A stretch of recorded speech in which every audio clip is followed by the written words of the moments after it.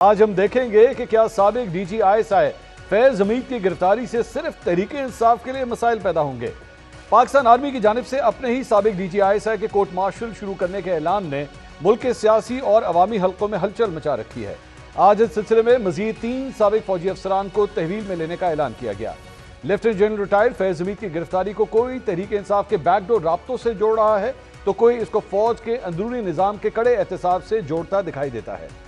वजीर दिफा ख्वाजा आसिफ तो साबिक डीजी आईएसआई की गिरफ्तारी को साने 9 मई से जोड़ रहे हैं, लेकिन सवाल यह है कि क्या lieutenant general retired Faiz Hamid का कोर्ट मार्शल सिर्फ तहरीके इंसाफ के लिए पैगाम है या दूसरी सियासी जमातों या इदारों के लिए भी इसमें कोई खास पैगाम है।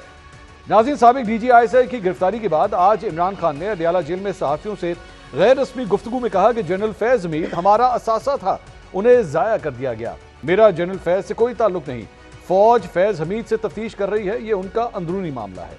जबकि दूसरी जानिब मुस्लिम लीग नून के आज होने वाले मुशावरती इजलास में मियां नवाज शरीफ ने पार्टी रहनुमाओं को हिदायत की है कि जनरल फैज की गिरफ्तारी पर तबसरों से गुरेज करें, यह फौज का अंदरूनी मामला है। दिलचस्प बात यह है कि पाकिस्तान की सियासत में यह पहली बार देखने में आ रहा है कि नवाज शरीफ और इमरान खान किसी एक इशू पर सेम पेज पर हैं, क्योंकि 2018 में मियां साहब वोट को इज्जत दो का नारा लगा रहे थे, तो आज 2024 में खान साहब अवामी मैंडेट के एहतराम की बात कर रहे हैं। आज इन दोनों जमातों के अंदर भी साबिक डीजी आईएसआई फैज हमीद के हवाले से काफी कशमकश चल रही है। तहरीक इंसाफ के रुकन कौमी असेंबली शेर अफजल मरवत ने बगैर किसी लगी लिपटी के साफ कह दिया कि फैज हमीद ने तहरीक इंसाफ को मामू बनाए रखा। फैज हमीद का मिलिट्री ट्रायल शुरू हो गया है, क्या सजाएं हो सकती हैं उनकी? एक जमाने में इनका तोती बोला करता था और सबको पता था ये क्या करता फिर रहा है। पीटीआई पे इनके कोई असरात मुरतब नहीं होंगे, पीटीआई को भी इन्होंने मामू बनाए रखा। नाज़रीन, दूसरी तरफ फैज हमीद की गिरफ्तारी के बाद जनरल बाजवा की मुद्दत मुलाजमत में तोसी के हवाले से स्पीकर पंजाब असेंबली साबिक army chief general Qamar Javed Bajwa के दिफा में सामने आ गए हैं। वजीर दिफा ख्वाजा आसिफ को अगरचे मलिक अहमद खान की बातों से इख्तलाफ है, लेकिन वो इस मामले पर मजीद लबकुशाई करने से गुरेज कर रहे हैं। मलिक अहमद खान ने तो आज खुलकर मीडिया के सामने अपना मौक़िफ़ रख दिया।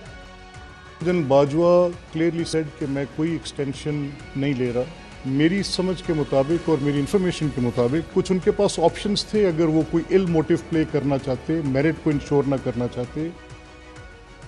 नाज़रीन, तहरीक इंसाफ और मुस्लिम लीग नून के बाद पीपल्स पार्टी भी साबिक डीजी आईएसआई के खिलाफ मैदान में आ गई है। वजीर इत्तलात सिंध शजील मेमन ने lieutenant general retired Faiz Hamid के बाद साबिक चीफ जस्टिस साकिब निसार पर भी तहरीक इंसाफ की सहूलतकारी का इल्जाम लगा दिया।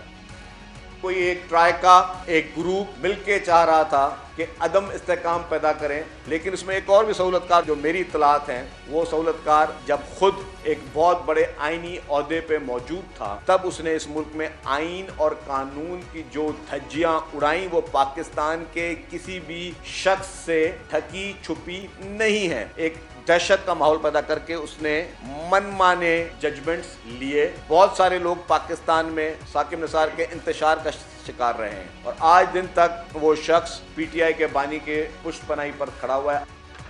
नाज़रीन, साबिक चीफ जस्टिस साकिब निसार पर सहूलतकारी का इल्जाम सामने आने के बाद हमारी टीम ने साबिक चीफ जस्टिस साकिब निसार का इस सारी सूरत हाल पर मौक़िफ़ जानने की कोशिश की। ख्वाजा आसिफ और शजील मेमन के बयानात पर उन्होंने तबसरा करते हुए इसे नॉनसेंस कहा। साबिक चीफ जस्टिस ने कहा कि वो अभी मुल्क से बाहर हैं, अगले माह सितंबर के पहले हफ्ते में वतन वापस आ रहे हैं। नाज़रीन, lieutenant general retired Faiz Hamid की गिरफ्तारी के बाद पैदा होने वाली सूरत हाल पर हम आज 11 सवाल पूछते हैं। सवाल नंबर 1, साबिक डीजी आईएसआई फैज हमीद पर तहरीक इंसाफ के खैर खा होने का इल्जाम तो लगाया जा रहा है, लेकिन देखना तो यह भी होगा कि उस वक्त फौज की बतौर इदारा पॉलिसी क्या थी। सवाल नंबर 2, डीजी आईएसआई के मुतालिक यह भी कहा जाता है कि वो सियासी जमातों से राब्तों में होता है, लेकिन क्या खुफिया एजेंसी का सरबराह जाती हैसियत में ये राब्ते कर सकता है। सवाल नंबर 3, इमरान खान ने कहा कि आईबी की रिपोर्ट के मुताबिक मौजूदा स्पीकर पंजाब असेंबली मलिक अहमद खान हर वक्त जनरल बाजवा के पास बैठे रहते थे।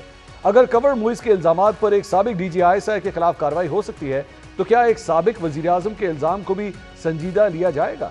सवाल नंबर 4, रिटायरमेंट के बाद साबिक डीजी आईएसआई ने कोई इंटरव्यू नहीं दिया, कोई किताब नहीं लिखी, फिर क्या फौज के पास अपने ही साबिक डीजी आईएसआई के खिलाफ आर्मी एक्ट के खिलाफ वर्जी के ठोस शवाहिद मौजूद हैं। सवाल नंबर 5, अगर कार्रवाई सियासी राब्ते रखने पर होती है, तो क्या उस कार्रवाई का दायरा कार उस वक्त के आर्मी चीफ तक भी बढ़ाया जाएगा। सवाल नंबर 6, क्या साबिक डीजी आईएसआई की गिरफ्तारी तमाम सियासतदानों के लिए पैगाम नहीं कि वो अपने पांव पर खड़ा होना सीखें और इदारों के सहारे इक्तदार के ऐवानों तक मत पहुंचे। सवाल नंबर 7, साबिक डीजी आईएसआई की गिरफ्तारी के बाद यह मामला सिर्फ फौज तक ही रहेगा या इस हवाले से कुछ सियासतदानों की गिरफ्तारी भी हो सकती है? सवाल नंबर 8, मुस्लिम लीग नून के पास यह पैगाम फैज हमीद की तरफ से कौन लेकर जा रहा था कि आर्मी चीफ बना दें, अगर आपकी उम्मीदों पर पूरा ना उतरा तो निकाल दें? सवाल नंबर 9, अगर सियासी राब्तों पर फैज हमीद का कोर्ट मार्शल किया जा रहा है तो ऐसे इल्जामात माजी में आईएसआई के दूसरे सरबराहान पे भी लगते रहे हैं, क्या उनका भी एहतसाब होगा? सवाल नंबर 10, आज साबिक वजीर आजम नवाज शरीफ ने अपने पार्टी रहनुमाओं को फैज हमीद के कोर्ट मार्शल के इशू पर बयानात देने से गुरेज करने की हिदायत की है।